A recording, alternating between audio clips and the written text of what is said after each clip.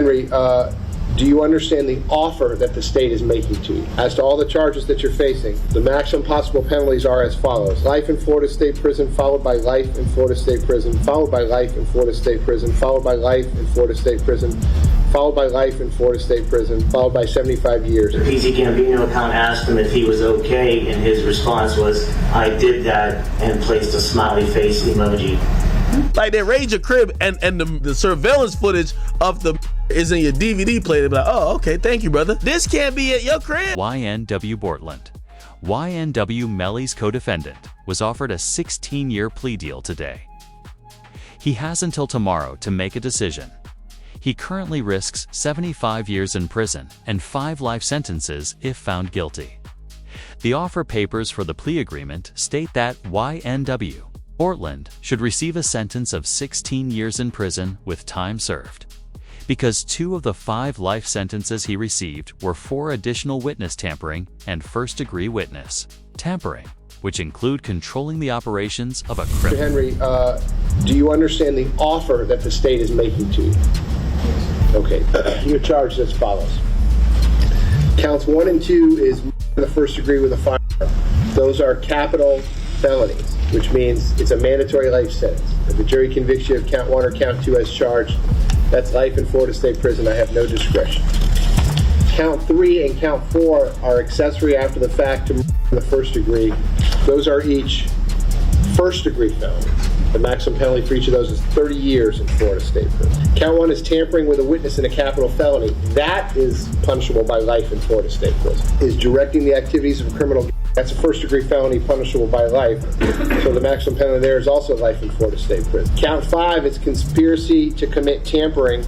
And again, as it's charged, that is also a life felony. As to all the charges that you're facing, the maximum possible penalties are as follows. Life in Florida State Prison, followed by life in Florida State Prison, followed by life in Florida State Prison, followed by life in Florida State Prison, followed by life in Florida State Prison, followed by 75 years in Florida State. The fact that YNW Melly's double retrial has been rescheduled, as was previously indicated, shows that the prosecutors have a very clear strategy.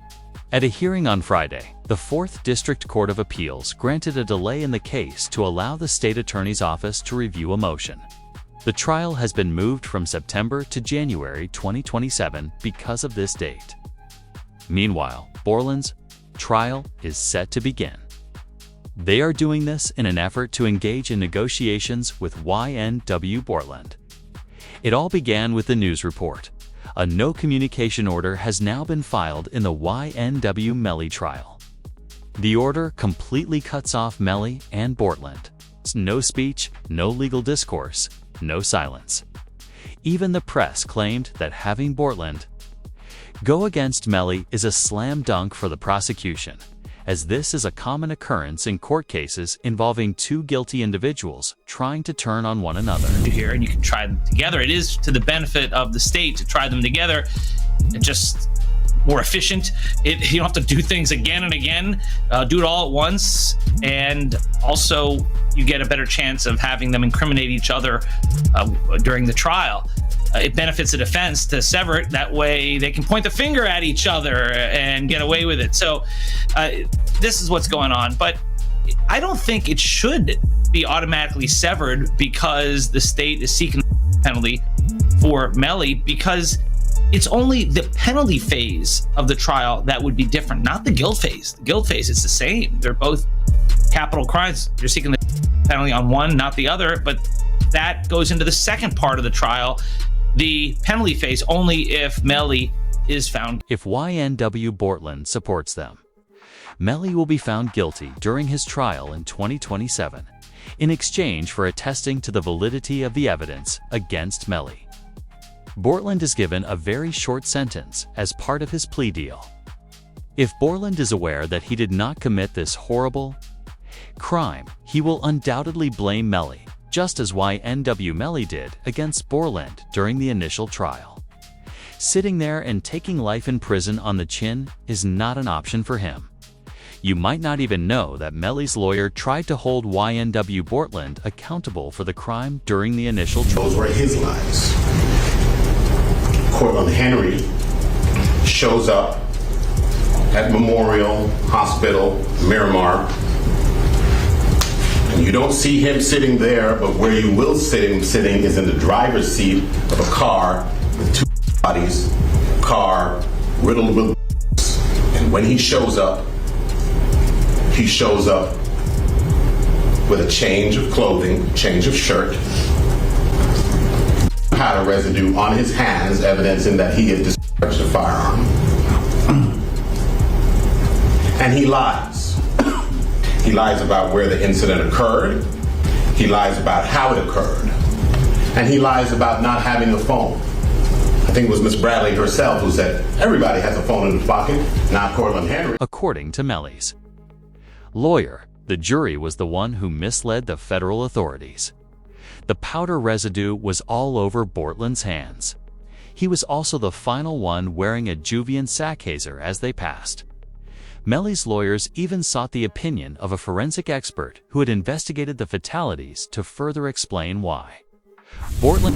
So the right hand of Cortland Henry contained 0 particles characteristic of shot residue and two component particles. And the left hand contained 1 particle characteristic of shot residue and 1 2-component particle. Okay. And can you explain to us what that means? Basically, overall, there was shot residue present on the hands. And you didn't know that Bortland and Melly hadn't even spoken to each other since Melly's lawyers did that. Because of this, a report said that Bortland tweets a mysterious message on the same day Melly's mistrial was declared following the announcement of Melly's mistrial. The tweet claims that mind games don't work on people like me. The handshake emoji that Bortland uses to signify that he is accepting a deal is proof that he has been thinking about a plea deal ever since Melly's mistrial. However, considering what was found in his home, Bortland has every reason to turn on Melly, which is even more alarming. Defendant YNW Bortlen was booked into a Miami jail Monday night and is being held behind bars on an out-of-county warrant. We just confirmed the warrant is out of Broward County for witness tampering. The warrant obtained by Law and Crime Network states as follows. On or about April 10, 2023, continuing through and including July 22, 2023, Cortland Henry, aka Bortlen, along with others, did unlawfully and knowingly engage in misleading conduct toward another person with the intent to cause or induce them to withhold testimony. The warrant continues the alleged witness had been summoned by the legal process to the jury trial of Jamel Dimmons, aka YNW Melly. The dates in the warrant are important. Jury selection for Melly started in mid-April, and a judge declared a mistrial on July 22nd, the same day the warrant claims Bortlen allegedly tampered with the witness. And you didn't know that Bortland and Melly hadn't even spoken to each other since Melly's lawyers did that. For this reason, according to a report, Bortland the tweet claims that mind games don't work on people like me.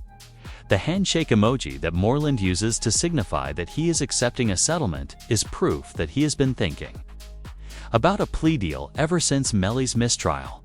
However, considering what was found in his home, Bortland has every reason to turn on Melly, which is even more alarming. This is sloppy. Bortland, how the f you gonna have the notebook of the jurors in your house? Holy sh! Like, come the f on. It's like doing a and having the surveillance tape in your DVD player or something like that. You know what I mean? Like, come on, bro. Like they raid your crib and the surveillance footage of the is in your DVD player. They be like, oh, okay, thank you, brother. This can't be at your crib. It becomes really worrisome, and let me explain. All of the fresh evidence that the prosecutors wish to utilize against Melly will be verified by YNW Bortland. This Facebook post from Young Thug to YNW Melly, in which he attempts to claim that Melly is a member of the same Red Street Squad as Young Thug, is one piece of fresh evidence. Same thing, the use of the slap term, 5-point star, snake. He's saying he's YSL, he's hanging with him. And he puts up his YNW for life hashtag on it with Mr. Demons has big B hand signs displayed. Right, and these individuals, again, I'm assuming that's also the young thug. That's also unknown. Yes. Also important to your investigation, correct? Yes. Also publicly available for anyone to see and capture. Morton even attempted to persuade his lawyers to allow the prosecution to use the evidence in the trial, even though he knew that he would accept the plea deal and still check it. According to reports, today's hearing marks the first time publicly he went against his legal team's advisement in open court, where YNW Melly was seen yelling at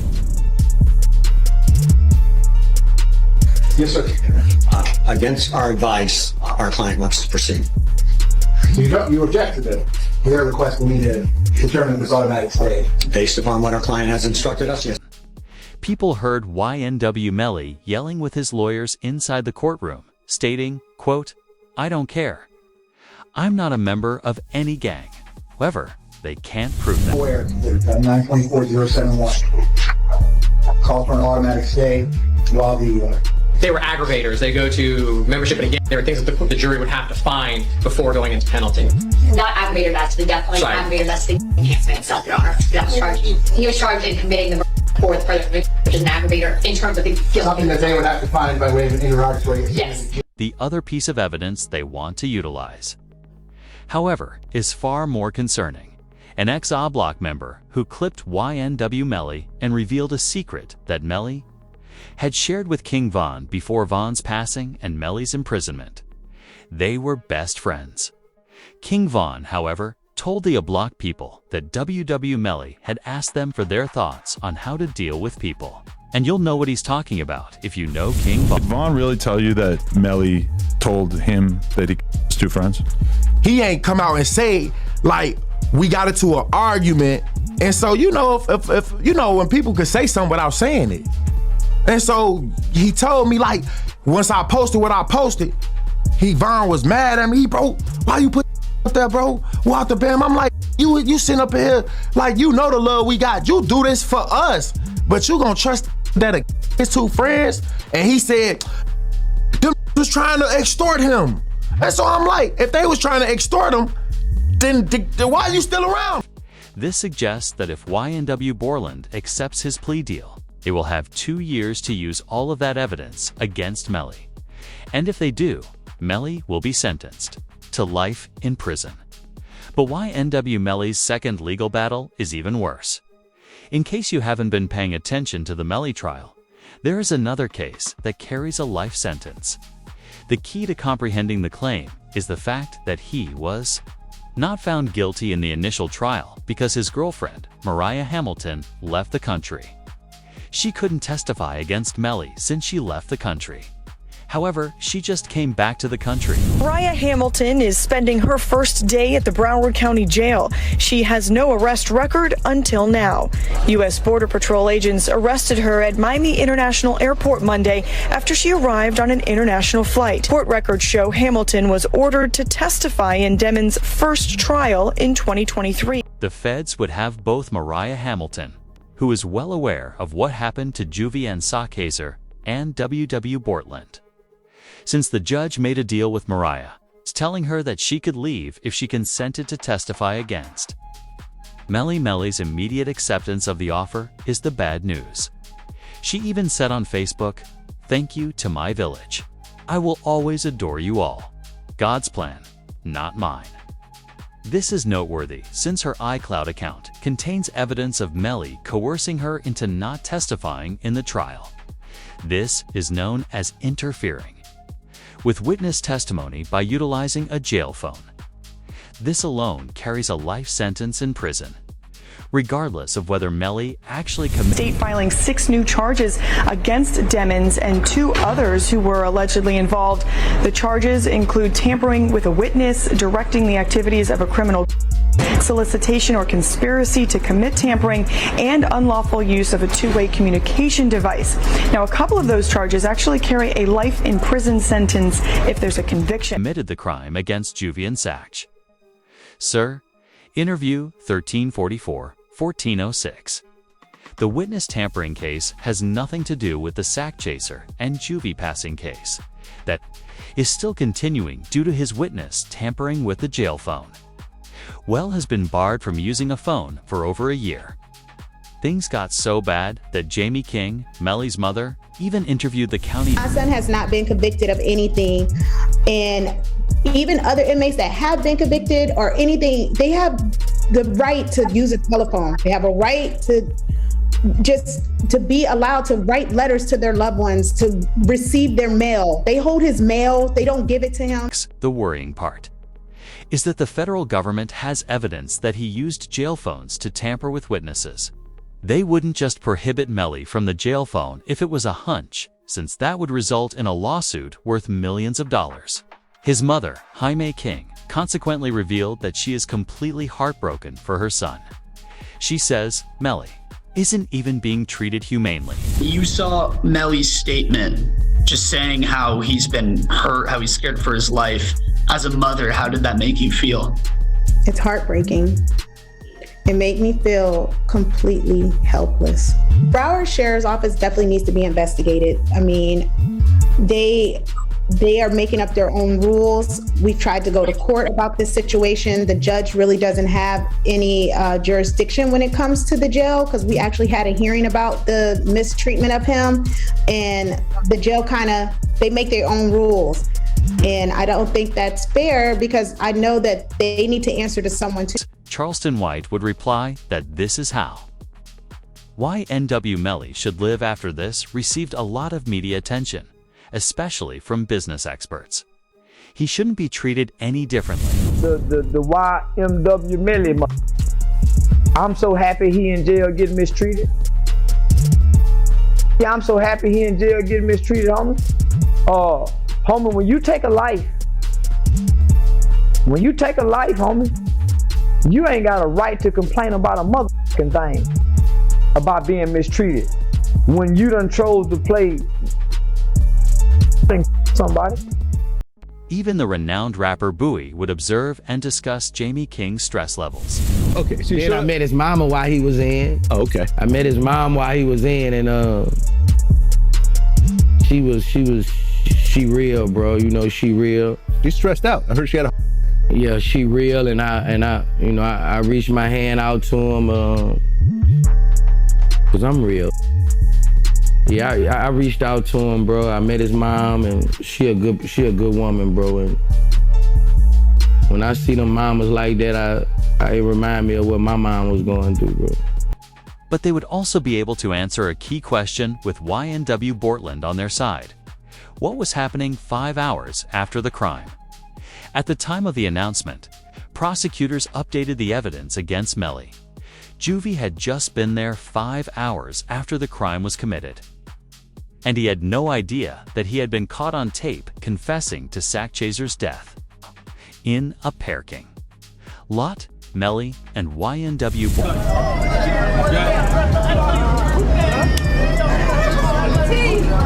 Melly still turned regardless of what happened this early morning. He's still out here being very positive. Turned still. Hey!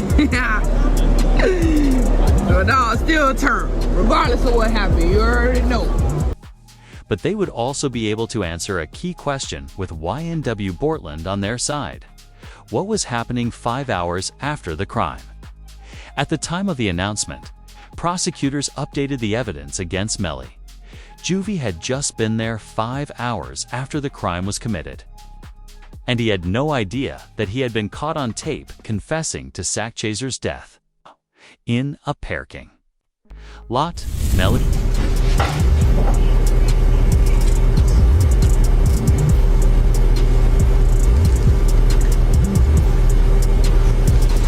Excuse me, you're able to see? Yes? All right.